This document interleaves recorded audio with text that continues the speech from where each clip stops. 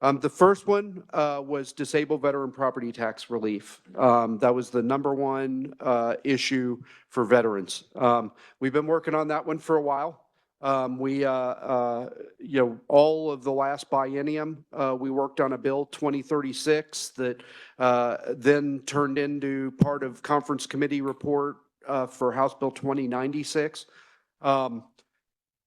Through that process, we kind of got all the stakeholders involved in it and refined the idea. It started out as a exemption for everybody 50% or more disabled on a kind of graded scale based on how disabled you were.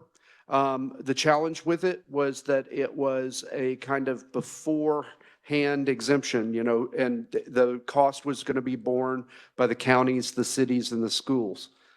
Which especially in places like Leavenworth County, where I'm from, Geary County and Riley County, where Fort Riley is, and then not so much in Sedgwick because it's a much smaller percentage of the total population. There was a lot of consternation about that idea. And so through the process of that biennium, we were able to kind of restructure the bill. So it was a rebate from the state. So the veteran would pay their property taxes and then they would file for a rebate of those taxes at the end of the year. What we ended up sending the governor, which got vetoed because it was packaged with some stuff that none of us liked, was two separate measures. One of them was called the Veterans Valor Act.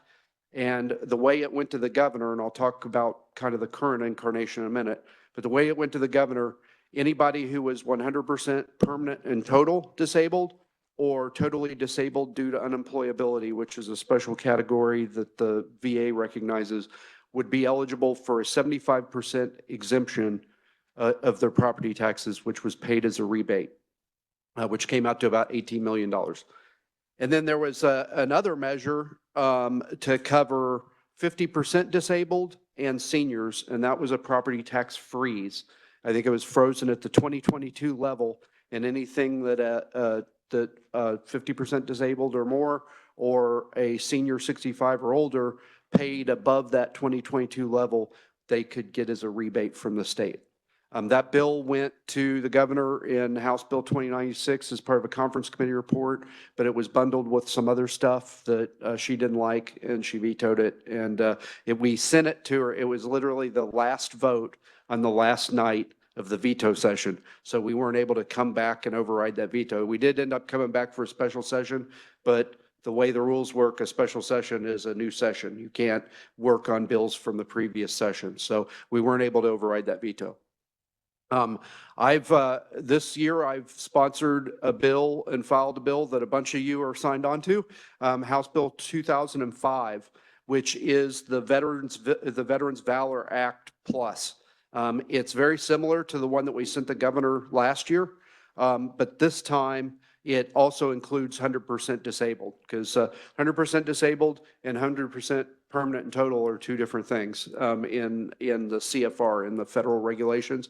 So we are also going to pick up the 100% disabled, which raises the price tag to about $21 million, and it's still a 75% exemption. That bill has a hearing in the tax committee next week.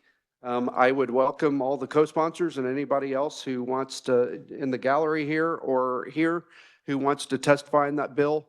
Go to the tax committee website. There's an email where you submit written testimony, tell them you want to come testify in person, and then join us for that committee hearing, because I think that they need to hear from veterans that this is needed.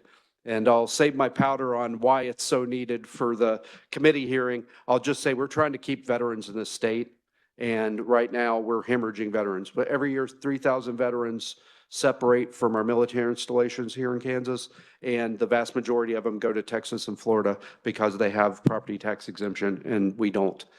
So we want to hang on to that talent.